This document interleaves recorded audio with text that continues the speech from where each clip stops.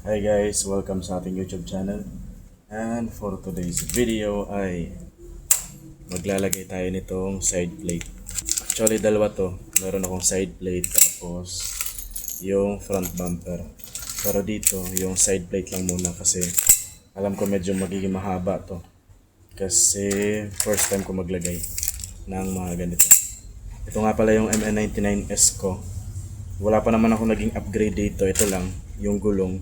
Napapansin niyo, may pagka DIY lang yan. Kasi para magamit ko yung gulong. Bumili kasi ako ng gulong para sa MN82 Pro ko. Tapos, hindi naman siya umakma. Mali yung naging sukat. Kaya hinanapan ko na lang ng paraan para magamit ko. Kasi mas malaki siya ng konti. Saka mas malambot naman yung tire nito. Compare doon sa stock noong 99S. Wala pa naman ako ring upgrade dito. Bago pa rin sa akin to. Kaya medyo matagal to. Ito na lang muna sa ngayon. Sa next video ko i-upload ko rin to. Bago ang lahat, bubuksan muna natin to. Bala ko rin namang mag-upgrade ng mga metal parts. Pero sa ngayon, ito na lang muna. Yung mga ganito. Mga bumper, mga ilaw. Pero sa ngayon, wala mo ng metal parts na mapapalitan. Basic lang naman para sa mga nauuna na sa ganitong hobby. Pamilyar na sila dito.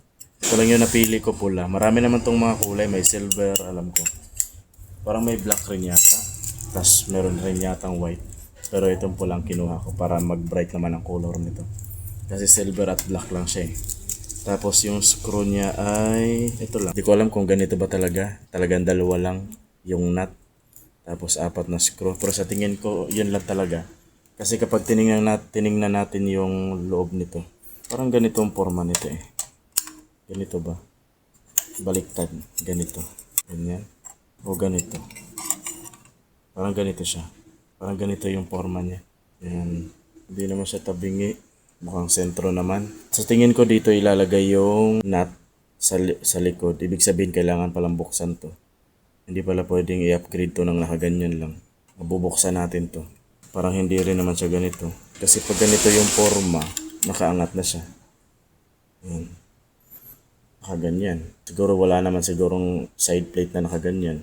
Pero maganda rin naman siya tingnan. Kasi mas nakikita yung mga butas. Pero kapag patalikod pala medyo short. Sa tingin ko, siguro ganito lang gagawin ko. Pabaliktad ganyan. Sa bagay, pwede naman siyang ibalik pagka may mali. Try ko na lang ng pagantong forma. Naka-ready na yan. Gamit lang ako ng tools. Ito lang yung gagamitin ko. Screwdriver lang naman ang kailangan dito. Tapos okay na lahat. Buksan lang natin to. Meron tong dalawang screw dito sa loob. Tapos dalawang screw dito sa ilalim. Siguro ganun talaga siya ginawa. Matigas talaga. Para hindi malaglag yung battery. Ewan ko lang. Tigas eh. May paraan ba nito para mapalambot yung hood niya? Yung battery. 99S. Bago pa yan, hindi pa masyadong bugbog. Tapos yung screw nila, andito sa loob na loob. Oh. Nasa loob. Tanggalin ko na muna. Kaya kailangan ng mas maiksi siguro nito. At dito sa ilalim. Diretso ko nito. Hindi ko na lang tatanggalin. Siguro ito na lang. Tanggalin ko lang yung sa battery kasi ito yung pinaka medyo maiksi. Sa ilaw okay na yan. Kumpara saan tong mga screw na to. Ito, para dito. Ito. Pero itong dalawa, hindi ko alam kung nakasadya ba yan siya dyan para sa ganito.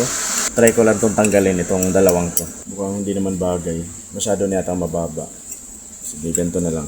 Okay, mukhang nagawa ko naman. Mukhang naikabit ko naman na maayos. Ganda pala.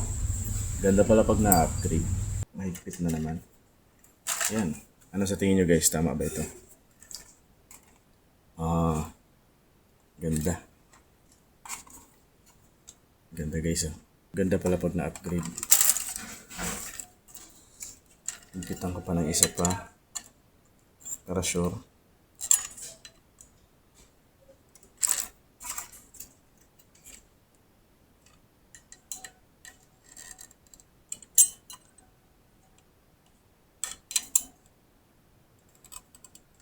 Okay. Okay na guys. Natapos ko na.